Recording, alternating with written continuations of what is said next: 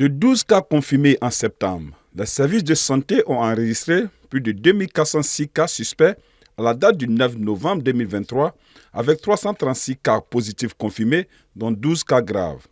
Les responsables de la surveillance épidémiologique du pays déplorent 2 cas de décès de dengue. Selon eux, c'est Bamako, la capitale, qui est la plus touchée par cette épidémie. De nombreux autres cas positifs ont été signalés à Koulikoro, Ségou et Mopti. Des dispositions sont prises pour la surveillance épidémiologique de la maladie dans les différents districts sanitaires du pays. La surveillance intégrée des maladies ainsi que la réponse.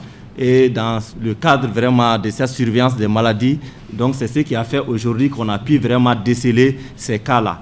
Donc ça veut dire que la population doit être rassurée par rapport à ça et sur les directives données vraiment par les agents de santé. Selon l'Organisation mondiale de la santé, on compterait jusqu'à 400 millions de contaminations chaque année. Face à l'augmentation des cas de dengue, une réunion d'urgence s'est tenue ce lundi au département en charge de la santé afin de revoir le système d'alerte d'urgence de cette maladie. Si le paludisme et la dengue sont deux maladies différentes, leur seul point commun, c'est qu'elles ont le même mode de transmission. Le directeur général adjoint de la santé et de l'hygiène publique, Dr Khalifa Keita, rappelle que cette maladie est interhumaine par l'intermédiaire d'un moustique infecté. Et ces moustiques, les populations les élèvent eux-mêmes à domicile sans le savoir.